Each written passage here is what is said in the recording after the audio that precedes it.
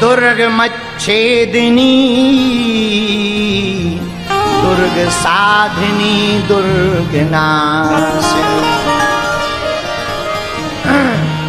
पराम्बा अम्बा के बहुत रूप हैं, उनमें एक रूप है देवी का धूमावती। ये 10 महाविद्या में है। कितनी महाविद्या में है? सप्तम महाविद्या देवी धूमावती चा। 7वीं महाविद्या है धूमावती। बोलो बोलो कौन सी? हमारे मध्य प्रदेश में एक जगह है दतिया, दतिया जिला है पंडित जी, वहां पर देवी जी के 2 महाविद्याओं के स्थान हैं, बगलामुखी और धूमावती। और हम दोनों की ही आज बात बताएंगे, धूमावती प्रकट कैसे हुई। और आप सुनकर चौंकोगे, धूमावती विधवा रूप में है माता।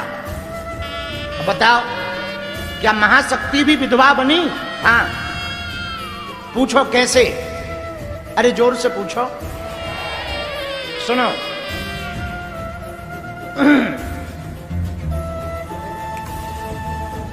जब सती जी के मन में क्षोभ उत्पन्न हो गया, कतहु न दीख शंभु कर भागा। शंकर जी का कहीं पर जब भाग नहीं दिखाई पड़ा सती को, तो क्रोधाग्नि में जलकर सती जी ने प्राण त्याग दिए। लेकिन जब क्रोधाग्नि में जलकर के प्राण त्यागे तो धुआं निकला, और उसी धुआं से क्षोभ के कारण भगवती धूमावती प्रकट हुई।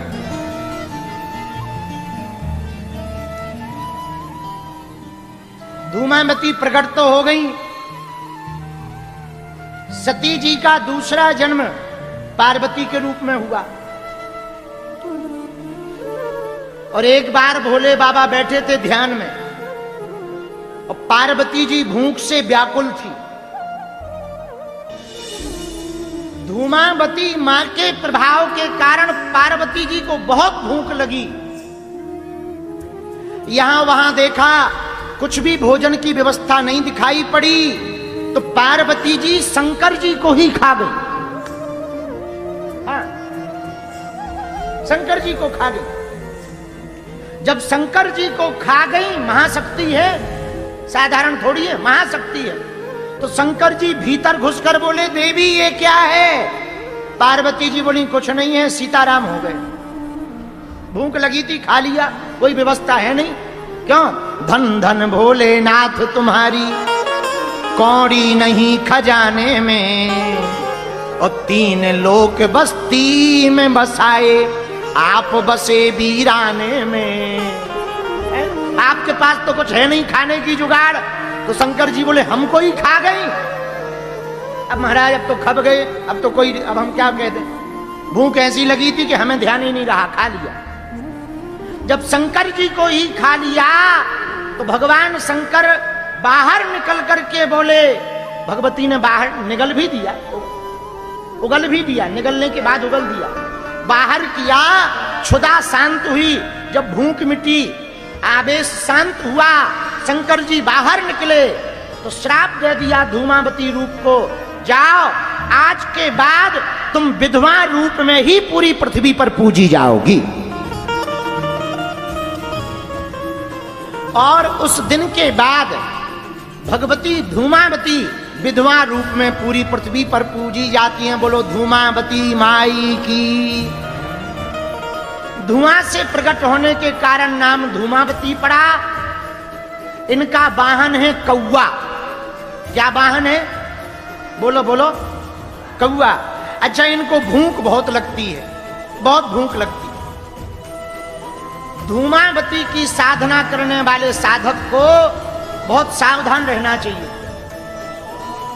वैसे एक हमारे अच्छे गुरुजी थे, बड़े अच्छे तपस्वी महात्मा थे। वो हमसे कहते थे, पंडित जी सुनो, धूमावती की साधना गृहस्थियों को नहीं करनी चाहिए, दर्शन भर करना चाहिए, गृहस्थियों को नहीं करना, खासकर विवाहित को। हमने कहा क्यों? बोले लफड़ा हो जाता है।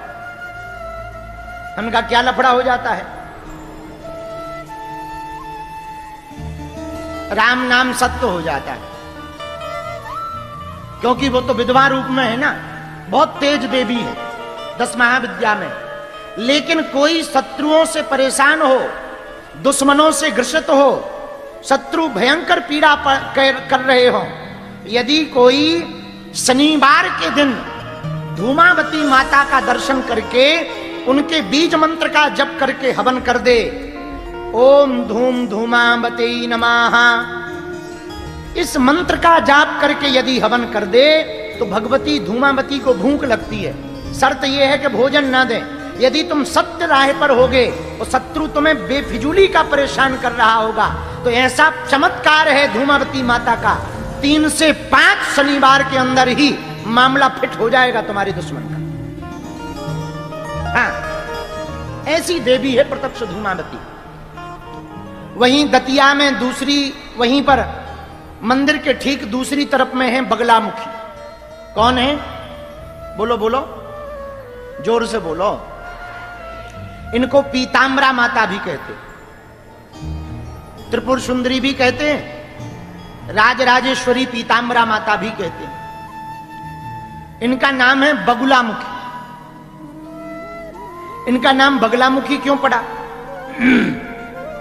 वैसे पीतांबरा और बगलामुखी दोनों एक ही हैं, अलग अलग नहीं है, दोनों एक। एक बार भयंकर प्रलय आ गया, हाहाकार मच गया, भयंकर तूफान आया, हाहाकार मच गया, भूकंप आने लगा, भूस्खलन होने लगा।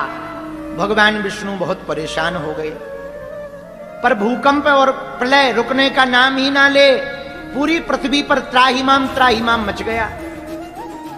भगवान विष्णु को लगा प्रकृति अनकंट्रोल हो गई है, क्या किया जाए?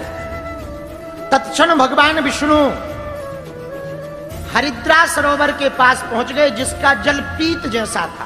पीत यानी पीला, जैसे आप लोगों की टोपी, दिल्ली वालों की टोपी है ना पीली, आपकी जैसी टोपी है ना, ऐसे ही एक नदी बहती है, उसका नाम है हरिद्रा सरोवर। हरिद्रा सरोवर के किनारे पहुंच गए भगवान श्री हरि, वहां पर तपस्या करने लगे। भगवती आदि शक्ति की तपस्या जब भगवान विष्णु करने लगे, तो देखते ही देखते भगवती मां बगलामुखी प्रकट हो गई। बोलो बगलामुखी माई की।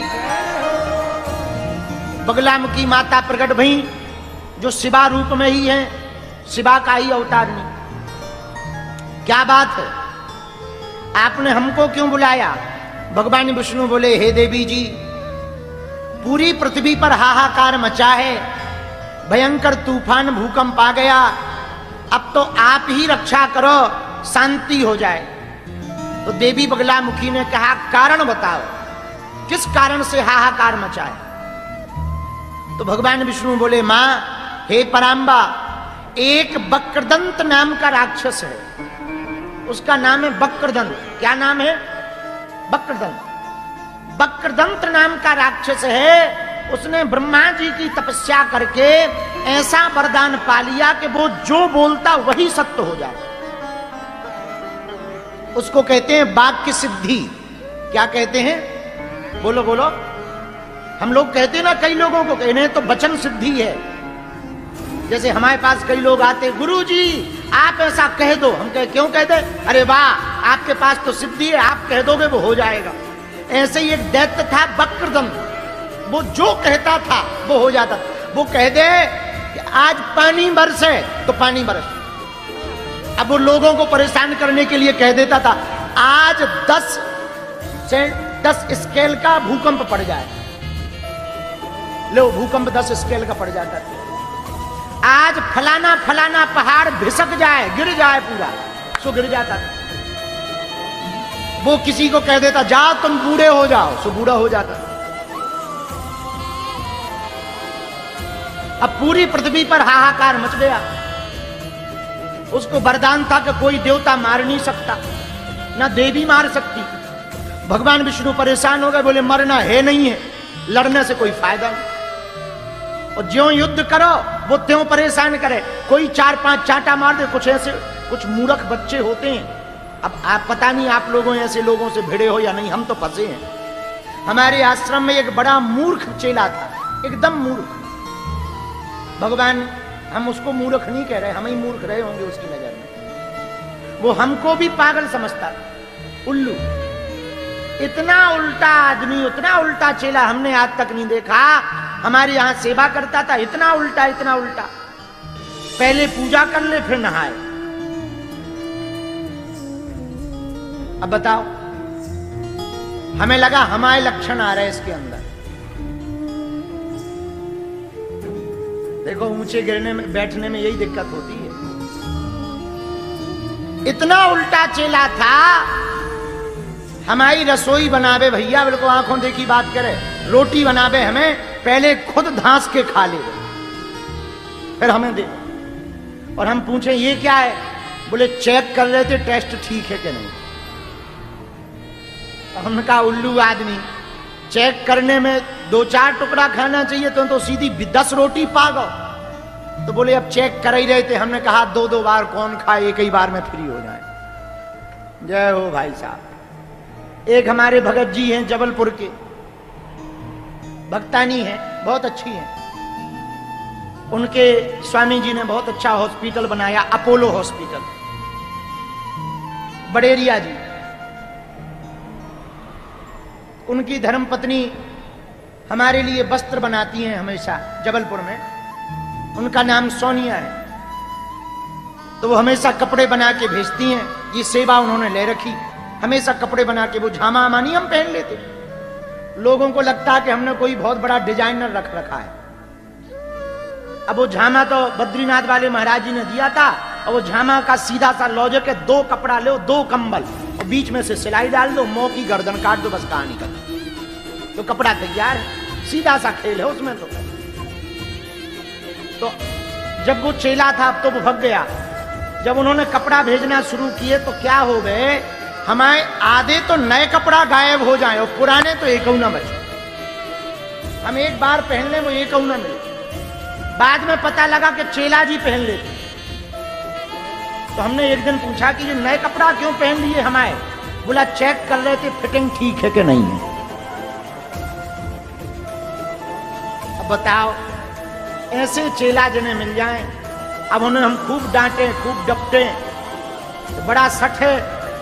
वो कहेगा नहीं नहीं हम सही हैं गुरुजी, आंखें उल्टे लग रहे। अब बताओ, अच्छा उसे मारो तो वो और उल्टो काम करे। जिस दिन डांट दो उस दिन और उल्टो काम करे। पता लगे जिस दिन डांट दो कह दो चाय ले आ, वो पियत रहे और सबसे लास्ट में ले आए 2 घंटा बाद, तब तक चाय की इच्छा ही खत्म हो जाए। इतनी देर में क्यों आओ? गुरुजी आग ही नहीं जल रही। अरे आग की जरूरत ही का, जब गैस रखो गैस से चला ले। तो गैस हमसे बनता नहीं है, आपसे बनता हो तो बना लो। लो बताओ, लो बताओ। अब मन तो करे कि ये कोने में ले जाके, और क्या करे, भगवान ही बचाए ऐसे चेलों से। बाद में तो भगा दिया, हमका विदा है। तो कुछ चेला बड़े मूर्ख होते हैं, उन्हें डांटो तो वो उल्टा करते हैं। ऐसे ये वक्रदंत था, कोई युद्ध करे थप्पड़ मार दे तो उसे के पास तो वाक सिद्धि थी, वो और नाराज हो जाए, ले होता है आज पूरी पृथ्वी पलट जाए। ले बताओ। तो भगवान विष्णु बोले भगवती, हे पराम्बा, हे बगलामुखी माता, हम बहुत परेशान हैं। उसको वाक सिद्धि मिल गई ना, तो वो मर सकता है, उपद्रव बहुत करता है। तो देवी ने कहा चिंता मत करो, हम उसका इलाज करेंगे, आप जाओ। भगवान विष्णु पुनः बैकुंठ आ गए। आहा, भगवती मां बगलामुखी वक्रदंत से युद्ध करने गई। लेकिन जैसे ही उसने देखा देवी आई हैं, विकट वेश धारण किए, पीला वस्त्र धारण किए, पीत स्वरूप है, बगलामुखी हैं, मां त्रिपुर सुंदरी हैं। जब दिव्य रूप को देखा तो पहले तो डरा, लेकिन देवी को देखते ही उल्टा सीधा मुंह चलाने लगा। पहाड़ टूट जाए, पृथ्वी फट जाए, समुद्र सीमाएं तोड़ देवे, पूरे में पानी पानी भर जाए, उल्टा सीधा मुंह चलाना प्रारंभ कर दिया। इधर बोले उधर हलचल शुरू हो गई। भगवती ने सोचा ज्यादा देर हम टिकेंगे, ज्यादा देर ये मुंह चलाएगा, मानव सभ्यता खत्म हो जाएगी। भगवती ने विराट रूप धारण कर लिया और क्रुद्ध करके भगवती उसके ऊपर चढ़ गई और उसके गर्दन को पकड़ लिया। गर्दन को पकड़ करके देवी बगलामुखी ने जोर से दबाया, उसकी जिह्वा निकल आई। जीभ को पकड़ करके देवी ने अपने पैर के नीचे दबा लिया और कहा कि अब भले ही बात सिद्धि बनी रहे, अब पूरी जिंदगी हम तेरी जिह्वा नहीं छोड़ेंगे। बोलो भगवती बगलामुखी माता की। और उस दिन के बाद भैया बगलामुखी माता उसकी जीभ पकड़ करके रह गई। उस दिन के बाद बगलामुखी माता की खूब पूजा होने लगी।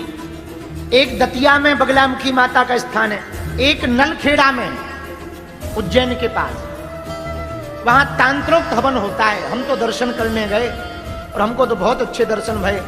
वहां के पंडित जी की बहुत कृपा है हम पर, वहां के स्वामी जी की बहुत कृपा है हम पर, दतिया वाले स्वामी जी की भी बहुत कृपा है हम पर।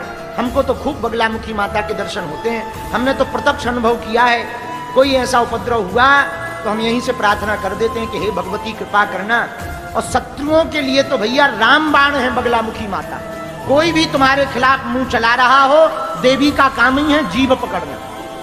आप जब बगलामुखी माता का मंत्र बोलो तो उसमें आता भी है ओम ह्रीम बगलामुखी सर्वदुष्टानां वाचम मुखम पदम स्तंभे जिह्वाम कीलय बुद्धि विनाशय ह्रीम ओम स्वाहा। बगलामुखी माता की जो साधना करता है भैया, उसके शत्रु उसके खिलाफ कोई भी मुंह नहीं चला पाएगा। बोलो बगलामुखी माता की। आद्य शक्ति बगलामुखी माता की। हर हर महादेव।